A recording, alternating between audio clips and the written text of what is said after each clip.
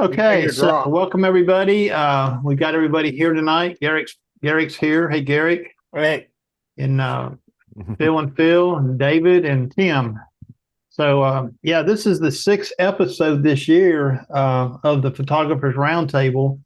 And anyways, what we're going to do tonight is we're going to talk about some different things. But first, I want to give the floor to Tim, okay? Because I like to recognize the childers. He's just going to make a quick announcement. So if you want to go ahead, Tim, it's all yours. Yeah, is my mic working okay? Yes. Yep. Okay, excellent. Yeah, I asked Ron if it'd be okay if I made just a small plug because it's the only time we'll have before the deadline. But on my new Retired Me channel, um, last year we started giving away an aspiring content creator grant. We gave away two. This year we're giving away three. They're each $500. And people can apply if they have posted at least one video. That can be long form or short form. I don't really care. And they have less than 1,000 subscribers. And so the application will take them through a series of questions about the hopes and goals of their channel and what they think this equipment or whatever it is they're asking for will help them with. And so, last year, both channels that we contributed to last year now have, I don't know, 2 or 3,000 subscribers. One of them may be monetized now. Don't quote me on that. I don't remember. But that's really the goal, is to get people to improve the quality of their videos, to make them, whether that's audio or video or whatever, to help them make them more engaging to people who are watching. And so Ron was kind enough to put a link in the description of this video to that grant. It is open until July 4th, midnight July 4th, which means, 5 o'clock in the morning, July 5th, probably. And then it will close, and we will take the month of July to score those applications and to announce the people who have won that. So, if they're looking for like DJI mics, or if they're looking, last year, Leona's Creative Designs asked for several books to read about YouTube because she's an educator and that's how she learns best. So anyway, that's available. And if there are people who are watching who qualify for that, I would highly recommend that you apply. If you know of a channel that would qualify for that, somebody who's just getting started and going out there on a limb, let them know, share the link with them, and hopefully we'll have some really good applicants. Yeah, I've already mentioned it to. Oh, I'm sorry. You finished? Yeah, I'm done. I've already mentioned it to a few channels that I watch that meet the criteria. So if you don't mind my asking, Tim, have you had some applicants already? We have had some, and I've had more than three. So, Okay. at least we have something to judge from.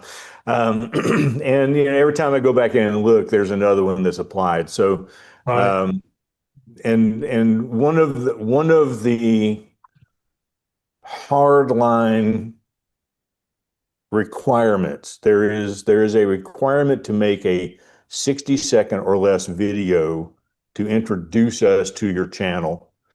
And I will say, I don't do any of the scoring. All I do is give the money away. So the very first applicant had a video that was almost 2 minutes long, and immediately she was going to be disqualified. And I was like, so I emailed her and I said, look, I'm going to give you a shot here. Send me another video and I'll insert it. So she sent me one that was about 50 seconds long, which is what I needed.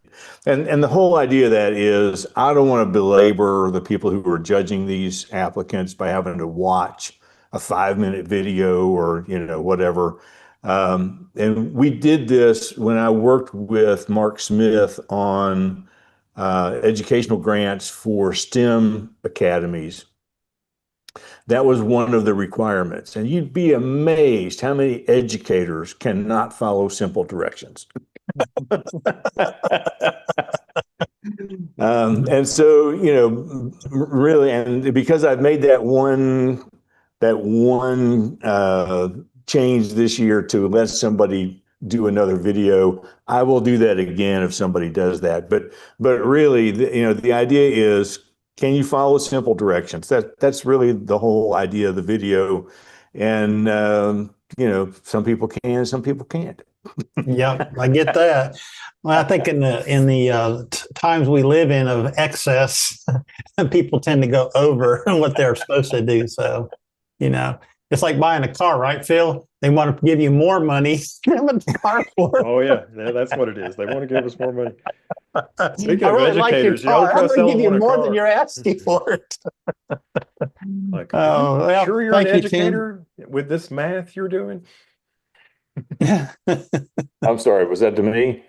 No, that was Okay. to sometimes when educators try to buy a car, you'd be Yeah, surprised how they yeah, can't do math. yeah, Oh man, educators are the worst. yeah. Well, let's jump right into it. Thank you, Tim, and looking forward to seeing who the winners are this year. That's for sure. I want to jump in with some YouTube stuff right away, since everybody on here has a YouTube channel, and these are going to be some really tough questions I have, and I tried to put together an interesting program tonight based on some input from all the photographers that are here tonight. But what I want to know is, and we'll start off just one at a time, answer this, or you can give it a long answer, a short answer, whatever. But do you all check your analytics often on YouTube? Well, No. is often a measurement saying that at some point you don't? No, once a day. The To worst see how thing your ever to see was, how you to see how your videos are performing. Do you check your analytics for that purpose? yeah, that was the joke. I check it constantly. Okay. I'm on that stupid app more than I'm on the YouTube app. Yeah, guilty. If I wake up at 2 o'clock in the morning to go to the bathroom, I guarantee you I'm going to check and see how my video's doing. 100% chance. I just keep my phone on the nightstand. And when I wake up, I just look. Well, I mean, you do all that work. You work hard, you put out a video, and you want to see how it does. I think it's only normal, Like let's say you were a marksman. You were at the rifle range and you fired your shot at the bullseye. Don't you think you should go down there and see if you hit it? Well, yeah, I do. Yeah. Yeah, Well, What do you, I I don't think check. the follow-up to that is, because I'm checking my analytics all the time, and I'm always looking for that magic statement that more of your regular viewers are choosing to watch this video. That just makes my day. But I guess the follow-up question that I might have to that is, how does the analytics you're seeing impact the videos you're going to make in the future? that's a good question. Paralysis by analysis, right? So I don't check very often. And so my videos in general don't get thousands of views. So I'm expecting when I release a video, I'll get between 20 and 200 views, something like that. And then when I upload the next one, I might check. But as far as analytics go, there's so much information, right? And you can dial it in so much that you can just drive yourself absolutely batty. And I feel like there's probably a lot of gold in there, and that might be why my channel's not as successful as others. But to me, diving into that, and I'm a ex-software engineer, and I love data. I deal with data a lot. But for me, that robs me of a lot of the joy of just going and creating. Having said that, I don't count on the income again from my channel, so I could understand if you did. And like Phil was saying, you do put a lot of, well, hopefully we all put a lot of thought and planning and execution and time into our videos, and we do want to see how it's doing. But to me, it can just kind of kill my buzz, so to speak. Hmm. What about you, Garrick? You got anything to say about that? Yeah, I would just say I don't necessarily think of checking the performance of a video. I don't see that as analytics. I see my definition, I guess, of the analytics is diving deeper into, all that other stuff that I think it was Phil that was just talking about. Yeah, I definitely check to see how the video is performing. Like you guys have all said, you put a ton of work into it. You want to know how well it's being received.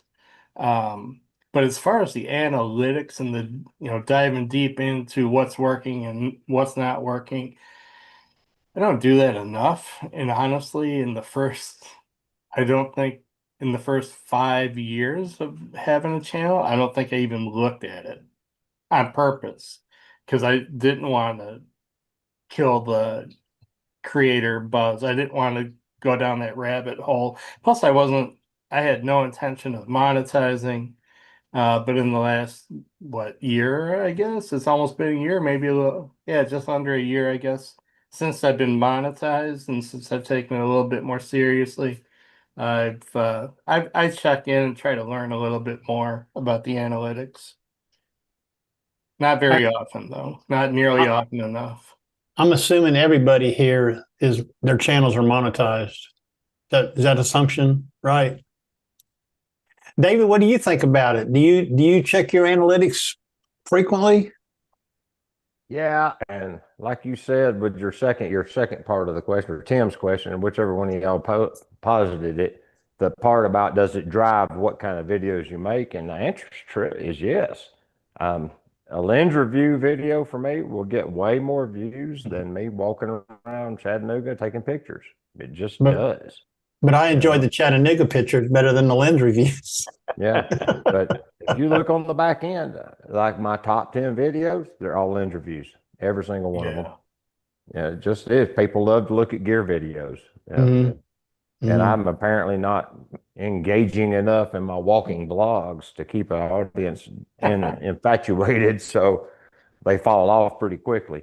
But I think, and we're also in the period of watching videos at 2x speed.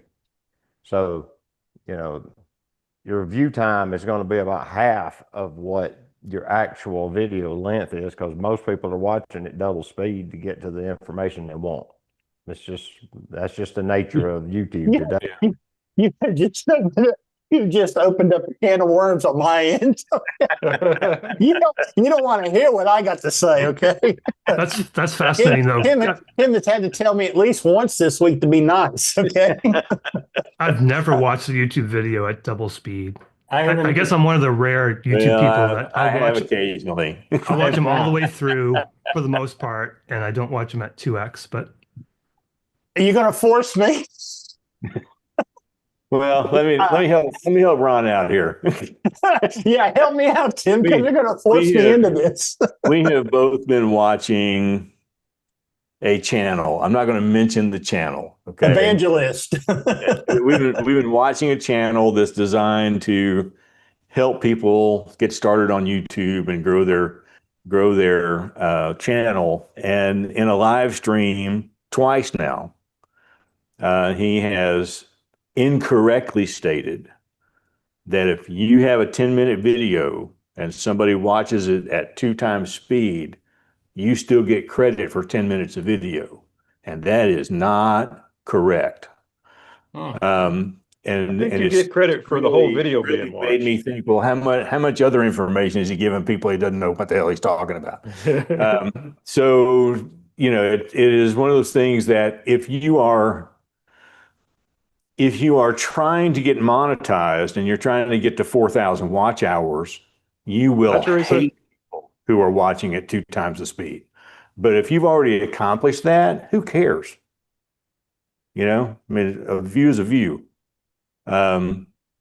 So I have mixed thoughts on watching, but I will say I do watch some videos at 2x speed, or at least at 1.25 speed.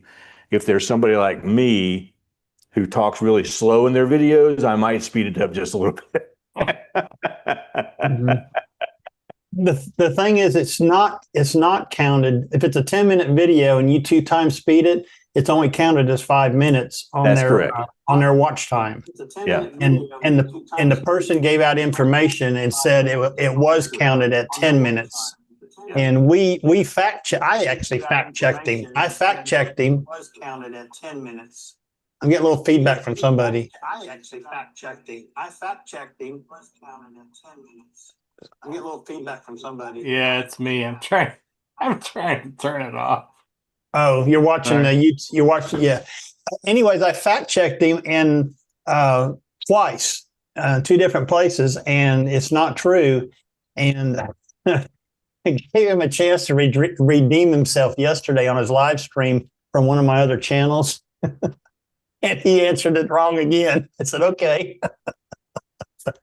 But Tim told me to be nice. But that was, I have just, until I heard that, I had just recently myself started watching videos at a higher speed for some things. Now, let me tell you something. I'm a different YouTube consumer. I may be more like a regular consumer. I may not be.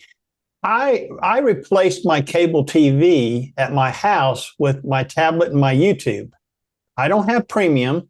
Okay. I go through the ads. I get the ads. Every time I can skip one, I skip one. Okay. And recently they've been longer and unskippable. But I am a consumer of YouTube. So if I find a video that I'm interested in, and it could be anything, I'm not a niche follower. Okay. Today I I watched a video for 54 minutes and it was called The Untouchables. Okay. It's not that Untouchables. It was about the mortgage crisis that we had in 2008. And it was one of those financial shows put out a video, and I watched it for 54 minutes. Okay. I didn't speed through it. I may have paused to go get a drink or, water or something to go to the bathroom, but I came back and continued watching it. Every video that I click on, I watch normally. If I'm not going to watch it, I just click off. Okay. If it's not what I'm interested in something, and I'm interested in a broad range of subjects. Okay. NASA, Apollo, it could be anything. Okay. And if something comes up on my feed, I say, oh, I don't know what's that. I go out to YouTube movies a lot, but I don't see a whole lot I like to watch out there. I rather watch a regular video over on YouTube. So just recently I've started speeding things up, and I'm not going to do it no more. Okay. When I see that it's going to hurt the creator, okay, or cause their, of course, like Tim just said, if they've already got the 4,000 watch hours, what does it matter? But yeah, I mean, this is the thing, because if you click on a video, and I'm going to be my own worst enemy here, but if you click on a video and you're one of those people that click off early, like 45 seconds in, obviously you didn't stay in long enough to see an ad.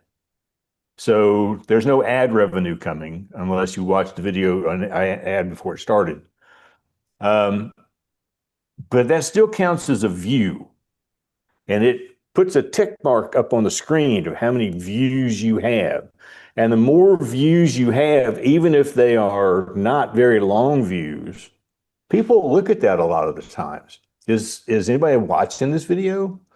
And so, I don't work as hard as I should on the first 30 seconds of my videos.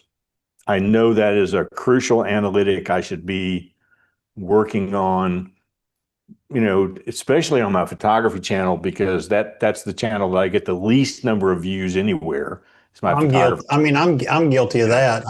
So, there's trade-offs. A view is a view.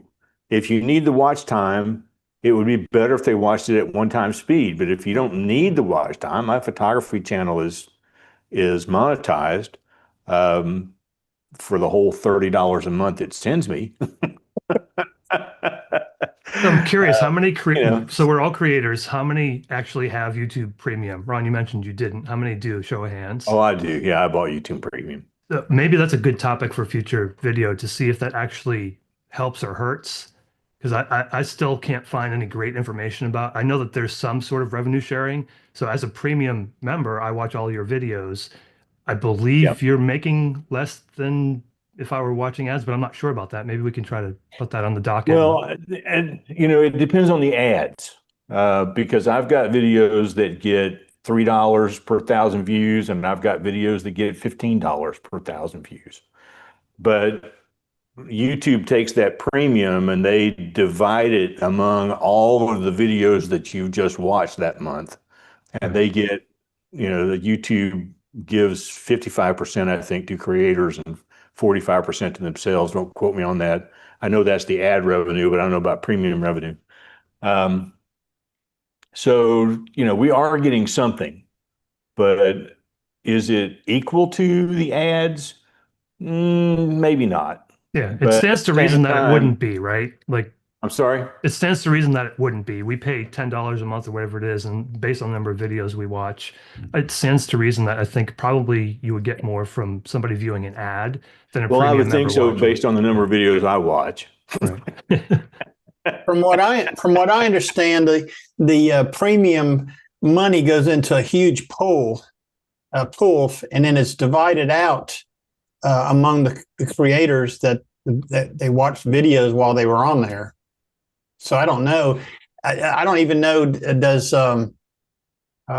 don't even know if the analytics tells you how many premium members you actually had watching your channel. It did at one time. It does.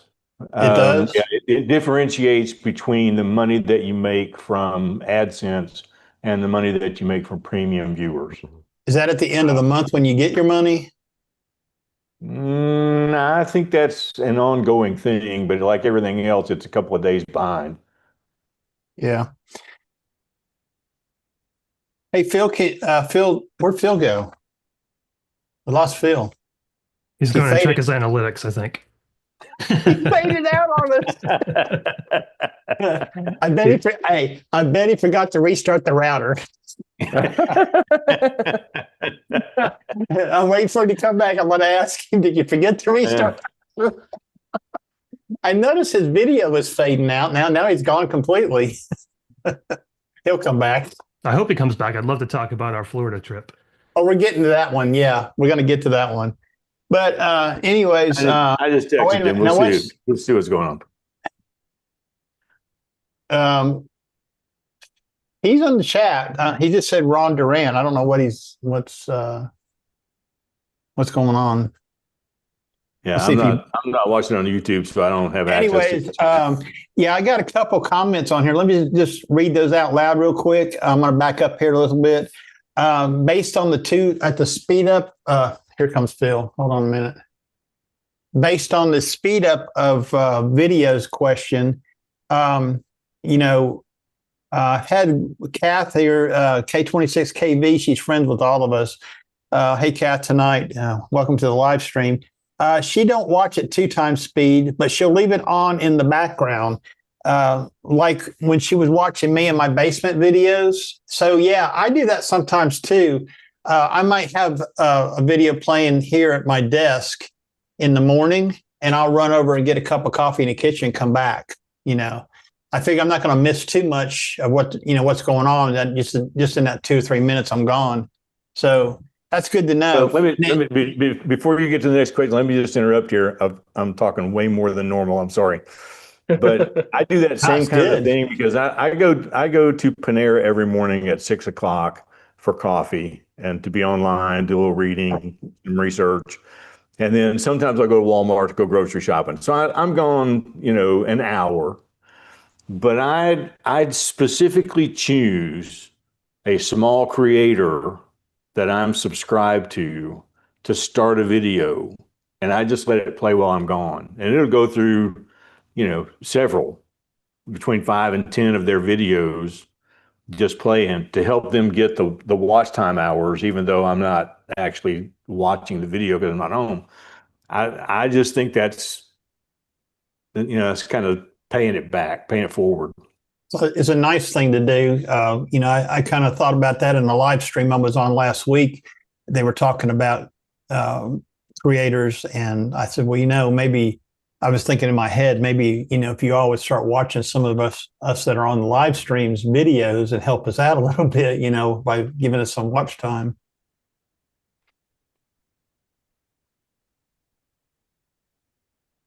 You said So you I have had a question. for Phil? I have a question here. Hey, Phil, welcome back. Thanks. Phil, I don't know if somebody hit a tree or what, but my power flickered. Oh, you lost power? Oh my goodness. Yeah, that's always a bad thing for me. I'm running the whole show here. So Yeah. Craig Pfeiffer, photography. Welcome to the channel, Craig.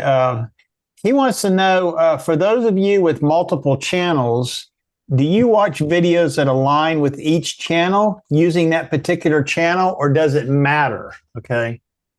Yes. For me, I do watch videos that relate to all three channels, but I only watch from one channel. I watch from the New Retired Me channel because that's where I pay for premium. But I do watch, that channel covers things about travel and minimalism, decluttering, all that kind of stuff.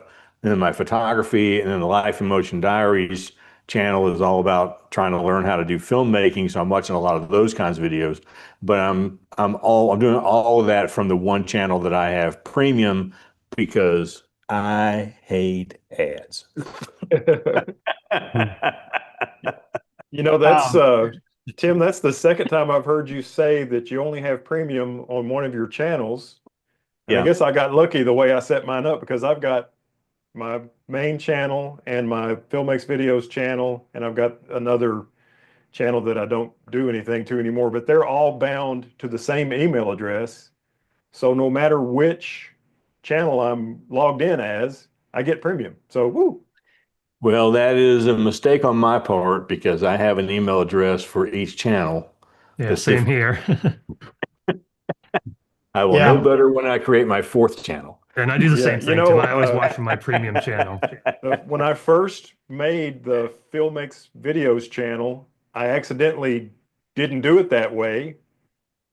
And so I made it again, and now it's Filmex Videos with a few letters after it is the login for it, because I took the one that anyway. That makes perfect sense. I wish I had been smart enough to do that. I just got lucky. What's the next question, Mr. How do you pronounce your last name? Durant. Say it like you want, Phil. Durant. Phil said, What's the next? I guess it's about 5-6 years ago now. He said, I've been getting your name wrong. I said, it's okay, I've been getting your name wrong too. Works out. This is one more, we're going to do one more YouTube question here. Do you think people would notice if you cut back to one video a week? Not talking about analytics or revenue, but do you think your viewers would notice, your constituents, that you had cut back to one video a week? Gosh, I hope they would be horrified. Yeah, mine would curl up into the fetal position and just cry. I don't think so for me. Well, on my photography channel, I only do one video a week, but on the New Retired Me channel, I started off with 2 a week. And when I made the cut to go to 1 a week just to save my sanity, I did get a lot of people who were depressed. I thought maybe I might have to make a wellness call on them. No, I'm just kidding. But but there were some people who were sad that it was, and the same way with, because my Life in Motion Diaries channel started off doing a video every day for the first year, and when I cut to 3 videos a week, I had a lot of people that were like, "Please go back to 5. We want to see you every day." I'm like, "Well, you can see me other places." Yeah. I saw when I went to just Saturday releases for a long time. I started that whole truck talk thing on Wednesdays now, but that's an experiment. But you have a core group that likes your stuff. There's a core group, Phil always watches, and I see Tim in the comments. And there's a group like K31, whatever her account. K26. Yeah, that one. And she's on the live stream tonight. She's in the chat box. And there's a core group, and they'll ask. I'll get emails, or I did when I did that, but for the greater group, not really, not what I saw. It's an interesting question in my mind too. As a reviewer, so I have two channels. I have the birding channel, which I recently started, and I've got my photo gear fun, which is mostly reviews. Is the product that I'm selling myself, or on the review channel specifically, or is it the gear that I'm reviewing? I find that by and large, it's the gear that I'm reviewing, and people are, well, we all know people are very passionate about their brands, I guess is a good way to put it. And we could put it in other ways, but I'll be nice, Ron, in the keeping of that theme. But so for me, it's if I'm on a gear channel, I feel like the product is the gear, but on a vlogging channel or something like my birding channel, hopefully the product is myself. But I don't know. I still trying to find what my audience looks like on the birding channel. Yeah. Do you have a niche? Got to have a niche. Got to niche down. Okay, I'm let's move gonna on. start just a Kingfisher channel. We'll see how that Yeah. does. Unless There you somebody wants to input on this, so we're going to move on to the next question here in a minute. Anybody else got anything to say about that one video? I think it's a good question for the people that are watching the live stream right now. I wonder if anybody out there would be willing to answer that question. Yeah, that's a good idea. Anybody out there on the YouTube channel, if you've got you want to answer that question, do you think you would notice if a one of your you have a question, Phil? No, I'm smiling for David's picture. Oh, okay. He's taking a picture. I got it. Do you think out there on the chat box tonight, do you think that if that's cool, David? Do you think that you would miss a video? Let's say one of us was doing 2 or 3 videos a week and we cut back to 1. Would you miss that? Don't pick just us because you probably watch us anyways, but one of your other, YouTube channels, that you watch. Well, See, Greg Wilson said he only recognizes me and Phil in this panel group. So he must only watch our 2 channels. I'm sure he's going to correct that before the night's over. Normally, and I think I do, if somebody can check the description of the YouTube stream, I usually put a link to all of our channels in there. Yep, they're all in there. They're in there now in the description of the video that if you're watching. So you can see that in there. And I apologize for turning to the right all the time, but that's where my iPad's plugged in this time. Last time I ran out of battery. Kath says she loves you guys, but I would be okay with 1 or 2 a week. Okay. So she would be okay with 1 or 2 a week. She's pretty loyal to all of us, when you've subscribed to 100 channels, which I'm close to that, you got plenty of stuff to watch. I will say for me, when I cut back on the new retired me to 1 video a week, that 1 video is still getting about the same number of views my videos typically got. So I didn't really see a decrease in viewers. I saw a huge decrease in revenue, but not in viewers. So, I think people are still hanging around watching. Yeah. So Craig Pfeiffer says he's amazed at all the people that can do weekly videos, let alone more frequently. He's struggling to do 1 a month sometimes. And I do miss them, although I don't know if it's the right term. I've definitely noticed a few that have cut back, but I'm happy to see what they put out when they want to. Okay. there are two. Woody says there are two of you here that do one video a week for the most part, and I look at them every week. Not naming names though. Okay. I'm back to, I'm pretty much just one a week. Okay. In fact, I changed my posting days to Friday because everybody else is doing Saturdays and Wednesdays. I don't think posting days matter as much, but I do think consistency does. You know, if somebody is following you, they expect something to come out on Friday. Right. You know, so I was trying to do 2 videos a week. I just can't do it. I'm not good at coming up with content ideas. I mean, I got a whole pad of them written down over here. I just can't make them happen. It's more I've been much fun more to consistent. do. Sorry. Well, it's Ron. huh? Go ahead. Sorry. It's more fun to do the truck videos, David. Or now on my other channel, my All Things Ron, the walking videos. It's more fun just to turn the camera on and start talking, okay, and being genuine. Now, having something to talk about is important. So I do think a little bit about it when I'm in the truck or before I get in the truck. What am I going to talk about when I get in the truck? Or if I'm going walking this morning, what am I going to talk about while I'm walking? Okay. And, you know, so one video a week is about all I can handle, you know, on the 2 channels that I'm active on.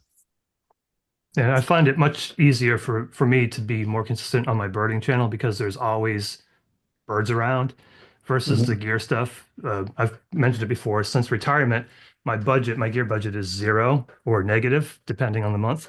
So I don't have the funds, and I don't have, you know, my channel's not big enough to have companies send me stuff normally, although I get that on occasion. Although Phil was kind enough to leave me with some stuff to get some reviews going. So on the Photo Gear Fun channel, there'll be more reviews coming up soon, but it's just easier for me to do one a week. And on the Photo Gear Fun, it's just whenever.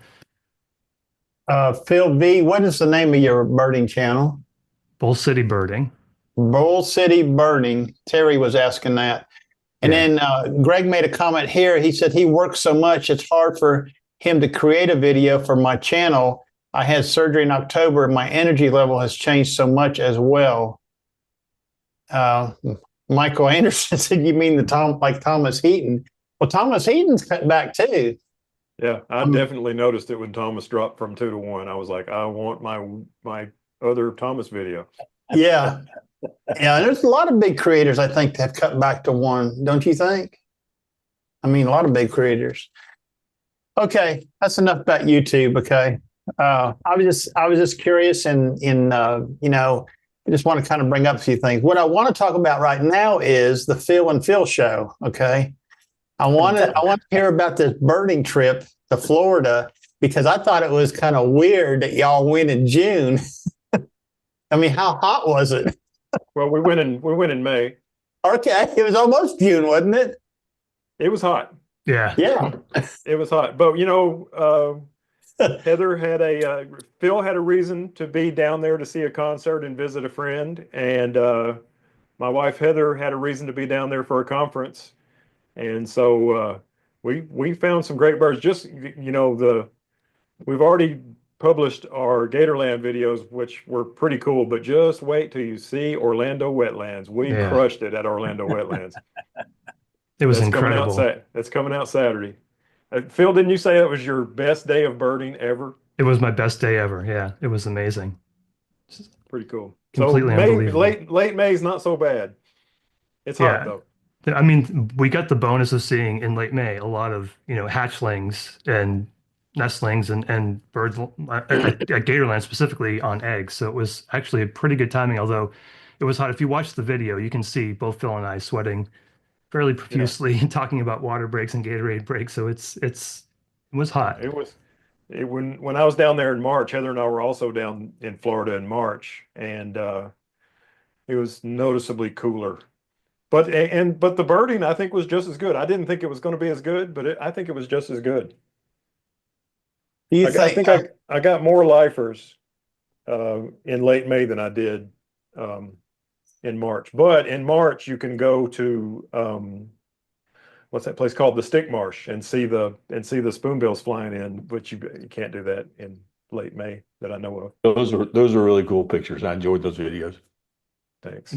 I was a little skeptical when Phil told me Gatorland's a good spot for birds, quite honestly, because I lived in Florida for a while and I used to go to Gatorland, but I wasn't really paying attention to birds at the time. But it was just completely unbelievable. I've never been so close to so many birds and young birds in my life. It was amazing. Yeah, I'm like you, Phil. I lived in Kissimmee. I worked there, and we used to go to Gatorland. It was cheap to go, but I never paid attention to the birds. Yeah. You know, Do you think the birding was better at the time you went now? You know, the end of May or whenever you went. Do you think in fact, what day did you guys go? it was the last week of May. Okay. Do you think the birding was better at Gatorland or at the wetlands? I liked it better at the wetlands. I mean, you were closer to young birds at Gatorland, but I liked the experience better at the wetlands. Yeah, I agree. I think there's a greater diversity at the wetlands as well. It was really nice to be close to the birds. It almost, I don't know, I'm kind of weird about birding. It almost felt like cheating a little bit at Gatorland because they're not captive birds, but I mean, you're guaranteed to see these they're specific protected. birds. Yeah, They're protected. but at Orlando wetlands, it's just whatever happens to show up happens to show up, and it's a little more, for me, it's a little bit more exciting. Although Gatorland was pretty amazing just to see all those birds so close. Well, I mean, both of those locations have the advantage of being a great habitat for the birds, and there's lots of people there. And because there's lots of people there, the birds aren't as skittish as they would be someplace where there's not lots of people. That makes sense. Yeah. And So I went that's why- to, before I met Phil, I went to the Black Point Wildlife Drive, which a lot of my photographer friends were telling me is something to do, and that was really neat. It was different. And I also went to Anastasia State Park in St. Augustine. So I drove down to Florida and I stayed the first night in St. Augustine because I didn't want to drive all the way through.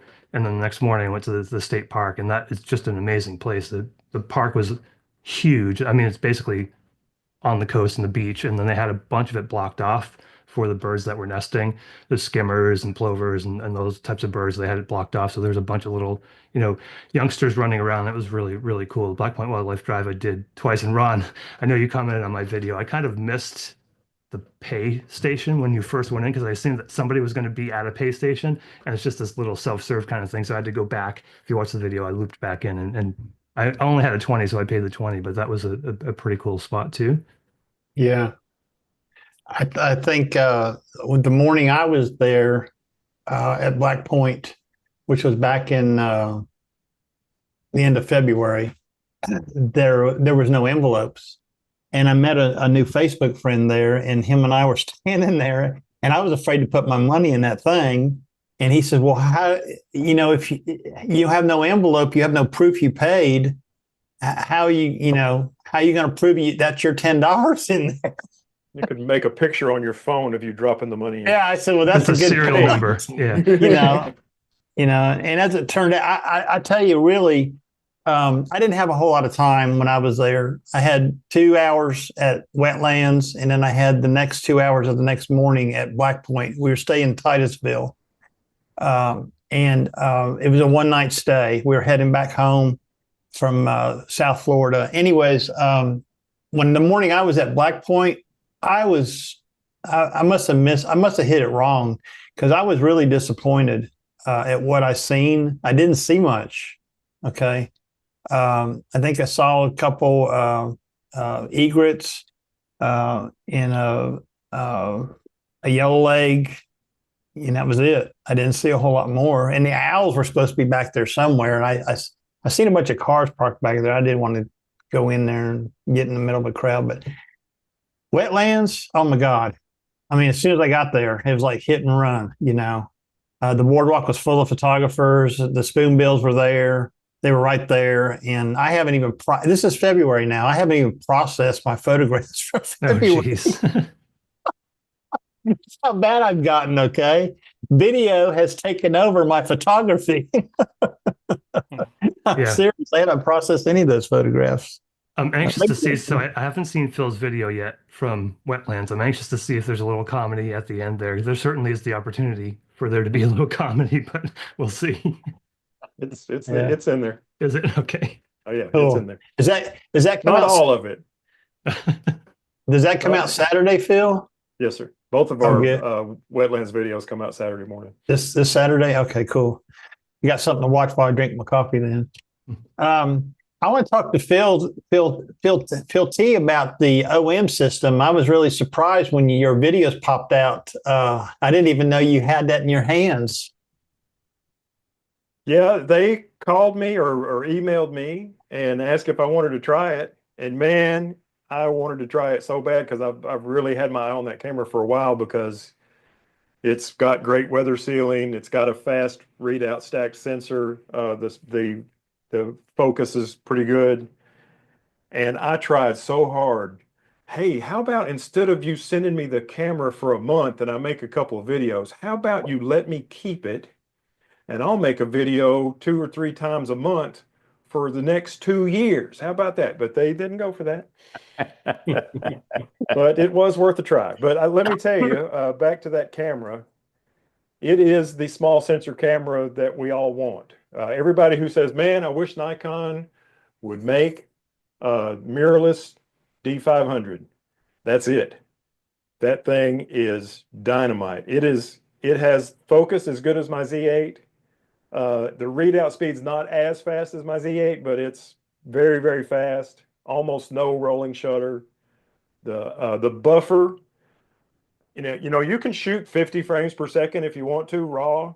I don't need that. I set it at the slowest, which was 12 and a half on the flicker free shutter. And I'd be looking at a bird and there it is on a perch, and I'm shooting. If I've got it in the frame, I'm shooting because sometimes it's only going to be there for half a second. And I need as many shots as I can go through to try to find the one that's good. Well, if that thing was there for 5 or 6 seconds, usually with other cameras like, say, the Z50 or the A6700 or especially the Canon R7, you hit the buffer. That camera doesn't have one. You go out and get a sandwich, it's still shooting. It's crazy. Really, really impressed with that camera. If I had to say one thing bad about it, it's only 20 megapixels. That's the only problem with that camera. And like with my Z8, it's 45 megapixels. So all I got to do is leave my focus point in the middle. And if I'm on a small bird, I just leave my focus point in the middle and I compose it with cropping because I've got 45 megapixels to play with. But if I've only got 20 megapixels to play with, I've got to compose while I'm shooting, which sounds easy if you're a landscape photographer, but if you're a bird photographer and you've got 2 seconds to get a moving bird, it's not. You need to compose later. So that's the only really Achilles heel of that camera. But the focus is great, the buffer is great, the build quality is great, the weather sealing is great, the lenses are, well, the $7,000 lens is very great, and the other one I used is a Sigma. It's a rebranded Sigma full frame lens, and it's pretty damn good too. You mean they sent you a lens that cost $7,000? Yes, sir. They sent me a $7,000 lens, a $2,700 lens, and a $2,500 camera. And 2 batteries, and said, go to town. And I said, yes, sir. Don't even need a map. I know exactly where town is. Oh, I was going to ask you about the battery life on that. Did you find it outstanding? Outstanding, yes, sir. And that's a 2 times crop, right? I mean, the sensor. Mm-hmm. Sensor. The math is easy. If it's a 400, it's an 800. Because I see a lot of people on YouTube that are apparently ambassadors, OM ambassadors, shooting OM in a lot of wildlife, and I've just never really got it until I seen your video, and then I said, oh, I get it now, seeing what you were producing, on your output on the videos. But I didn't even really scratch the surface of that camera. It has all sorts of computational photography stuff. It has, like you might even have on a cell phone, it has built-in ND where it takes multiple shots and combines them. It has pre-capture. It has stacking like the Canon cameras, but the Canon cameras can't shoot flash while they're doing the shots for stacking. So if you want to use it for macro and get on a bug and go and make 5 or 6 shots. If you got a flash that's good enough to regenerate and fire each of those times, you can have a stacked with flash and diffuser shot that you can't do with Canon. You can either stack or flash, but not both with the Canon. Yeah. Anyway, it's awesome. Yeah. Hey, OM System, send it back. Yeah. They may need to send it back for a more thorough examination. Yeah. Yeah. Did they reach out to you? I can't get Nikon to send me anything. Yeah. Yeah, I can't get Nikon to send me anything either. No, sir. Yeah. I'm still badgering. Except for a bill. They will send me a bill. I had a friend of mine, Lynn, her D500 took a crap, and it started while they were on vacation in Florida this winter. And she said it started with one of the buttons stopped working on the back of the camera, and it progressively got worse to the point where the menu button wasn't working. Okay. And I think we might have talked about this. She finally, it took them about 3 months. She went to Yellowstone the beginning of June, and I told her she could take my D500 if hers wasn't back, but it came back before she went to Yellowstone. And I talked to her husband, Jack, and he said that it was like brand new when it came back. And I think they paid about $600, you know. And her and I talked about this one day, this particular thing I want to mention. You know, us that have, like, you know, Gary's got the D850 and the D500. Phil has a D500. David, do you have a 500? No, you got a 500 PF. Yeah, I've got just the ZF and the D50 now. So I think, you know, sending your cameras in to Nikon, you know, a 4 or 5 year old camera, and letting them go through it and spending $400 or $500 on it is well worth it, especially a D500. Okay. Now I don't have the shutter clicks that she had. I've only got 90,000 on mine, but she was up to 200,000. So her camera was getting wore out. And of course that's a control problem. Okay. That's all that. So I sent my D7100 in. I had probably 300,000 clicks on it, and I sent it in. This was many years ago, but that D7100 is probably still my favorite camera ever. And it's a good body. I just wish Nikon was a little quicker to the mirrorless game. Other than I'd be shooting Nikon for sure, but Sony jumped in real quickly and won a lot of mirrorless hearts. Yeah, it's like, you know, the availability of parts drives how long it's going to take to get something repaired. It's like when Tim sent his camera and lens in to Canon to get repaired. I was surprised when he, you know, the quick turnaround they gave him. I was really surprised about that, because Nikon would have kept it for a month or so. And I think Tim was just a couple of weeks, wasn't it? Yeah. Yeah. And it was back in his hands. Speaking of Canon, does anybody watch Dwade's channel? Yeah. So if you watch one of his video about like miscues or gear issues, the first story in that video was my Canon 200-800. I lent it to my friend Matt, and he was taking pictures, and he had it on a tripod, and he was trying to get the camera off the tripod, and the lens and the camera. He got an R5 II, and my lens fell, and he had to send it off to Canon. They had it back to him within a week, and the thing is like, I mean, it was practically brand new. But so if you don't watch the video, that first story is the story of my Canon 200-800 lens. I mean, you look around, you know, around our circles, how many D7100s, D7200s, D7500s that are still around. Nikon's still selling them. The refurbished list came out this week. It's good till tomorrow. If you want to buy a D7500 refurbished, it's $550. Okay, that's a good price. You know, you can't buy a DJI product in the United States right now. So I had a drone, an Air 3, and I decided in February or March I was going to buy a second drone just for a backup. Plus, I wanted the smaller drone for when I was near people. So in April. Yes, the end of April, I ordered a Mini 4 Pro direct from DJI. I believe it's the last Mini 4 Pro shipped to the United States, because you cannot find a DJI drone in the United States. And I just bought this mini mic right here to replace my mic 2s on the P3. And you can't buy them at B&H, or no, you can buy them at B&H, but you can't buy them from DJI. Well, they happen to have them on Amazon, and I got it in from Amazon. But it's going to be a matter of time before you can't hardly get any DJI products between now and Christmas. You know, they got some new stuff coming out, and I doubt the US will even be offered it, okay, at all. So, David, I wanted to ask you a question. I was glad you're here at the stream tonight because this is a question I had for tonight, and it has to do with lenses, okay? And I know you're probably bored talking about lenses, but just bear with us. I've always been curious about the different vintage lenses and their monikers like AI, AIS, AF, and AFD, okay? And, you know, I have trouble focusing manually. I'm just not used to it, I guess. But can you tell us, will all those lenses, the AIs that I just mentioned, will they fit on the current Nikon DSLR, on the current one? Like an 850? The AI is iffy. Depends on the lens.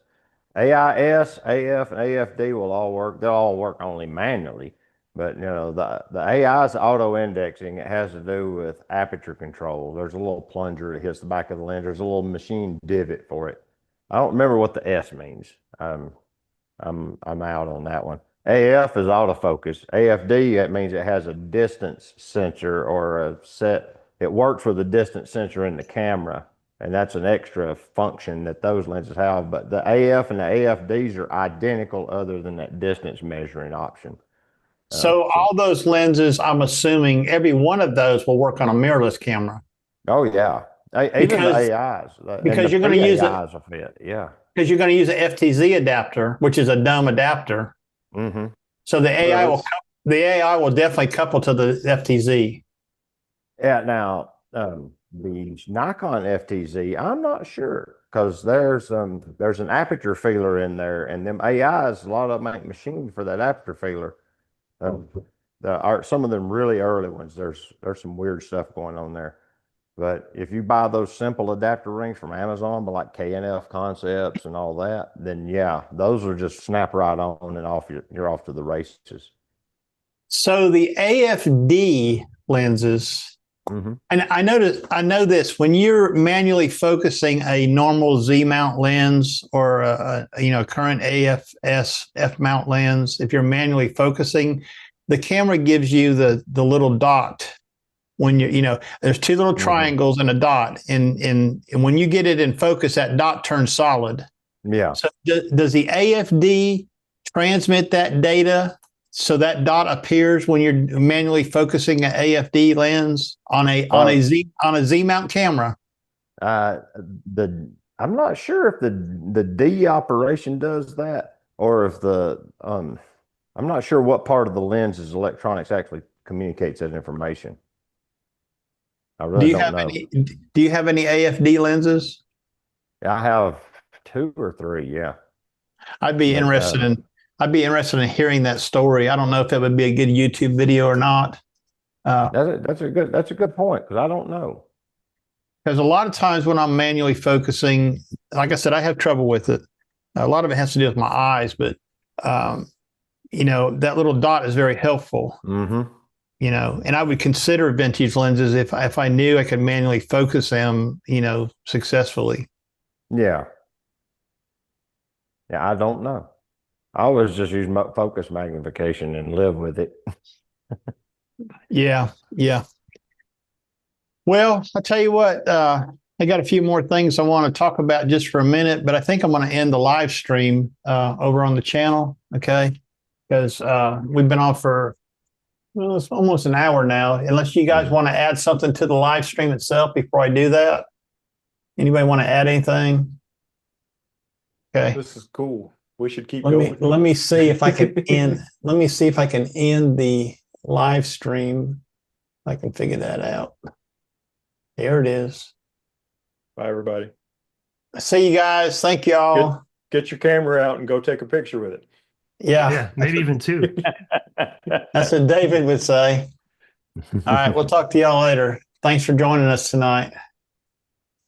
Hold on one second. So long, and thanks for all the fish.